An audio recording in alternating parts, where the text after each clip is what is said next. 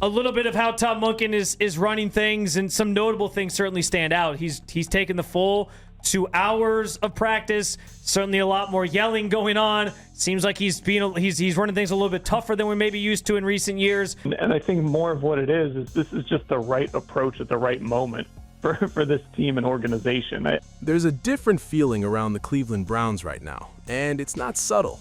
You can sense it the moment you start paying attention to how this team is practicing, how the energy has changed, and how the entire operation is being pushed in a direction that feels more demanding, more physical, and honestly, more uncomfortable for players who got used to a softer landing in previous years. That shift is exactly what makes Dan Labbe's observation so important, because what he is describing is not just a coaching tweak, it's a full identity adjustment happening in real time. The biggest change starts with Todd Monken and the way he is structuring practices. Reports coming out of OTAs already show a noticeable difference. Sessions are running the full length of the allotted time. Players are being pushed harder, and the level of accountability on the field feels sharper than what the Browns have shown in recent seasons. There is more yelling, more correction, and more urgency in every drill. And while that might sound simple, it represents a very intentional shift in philosophy from an organization that has at times been criticized for being too cautious during development periods. The way to get better at football is to play football, and I think that's Todd Monken's approach. It shouldn't be surprising, given where he's come from the last 3 years, and then, of course, at Georgia before that. And I think it's going to be good for, to your point, a young team, but also to a team of veterans that have sort of been in this, an atmosphere that hasn't been like this. I think it's going to be good for those guys, too. Dan Labbe made it clear that this is not just about being harder for the sake of it, it's about timing. This is a young roster in several key areas, and sometimes young teams don't need less pressure, they need more structure. Monken's approach is rooted in a simple idea that shows up repeatedly in how he coaches. The only way to get better at football is to actually play football. And in today's NFL environment, where off-season rules limit physicality, every rep matters more than ever. This is where it gets dangerous. When a team finally shifts from protecting players to challenging them consistently, the adjustment period can either unlock a new level or expose gaps that were previously hidden. The Browns are betting on the first outcome.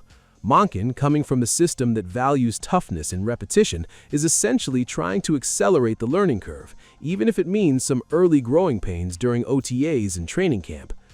Dan's perspective also highlighted something deeper about the Browns' internal evolution. In previous seasons, Cleveland sometimes leaned too heavily into caution during training camp, prioritizing health over development. While avoiding injuries is always important, there is a line where protecting players can start to slow down readiness. Monken's arrival represents a recalibration of that balance. The goal now is not just to arrive healthy in week 1, but to arrive prepared, sharp, and mentally conditioned for a full NFL season. And that shift matters even more because of the roster construction. This is not a veteran-heavy team that can self-correct on experience alone. It's a group that still includes young players learning how to handle NFL speed, NFL pressure, and NFL expectations. That includes key contributors on both sides of the ball who are still building consistency rather than operating on automatic pilot. The fun part about all of these guys is, yes, I'd slot Denzel Boston and play a majority of snaps at X or Z. The same thing for Concepcion at more of that F role or slot role in Z. And then Judy's got experience at more Z and slot too. One of the clearest examples of that development focus is showing up at wide receiver, where 2 rookies are already generating attention during early practices. Denzel Boston has stood out immediately because of his physical profile. When he walks onto the field, he looks the part in a way that translates quickly. Size, catch radius, and ability to win contested situations are already noticeable traits. And in one OTA moment, he made a standout deep ball play against defensive backs who are expected to be part of the starting rotation. That matters, because early confidence against real NFL-level defenders often sets the tone for a rookie's trajectory. Then there is Concepcion, whose impact is showing up in a completely different way. Instead of physical dominance, his separation comes from movement. He changes direction cleanly, accelerates differently after the catch, and gives the offense something it has been missing: explosiveness in space. Even in special teams work, especially punt return drills, his movement stands out immediately compared to other players on the field. That kind of natural separation skill is not something coaches teach, it's something they learn how to use. Here's the part nobody is talking about. Rookies who flash early in non-contact environments often become the most polarizing evaluations once pads come on, because what looks effortless in OTAs can become much harder when defensive contact increases and timing windows shrink. That is why Monken's structured, physical approach matters so much right now. It is designed to separate early hype from sustainable production.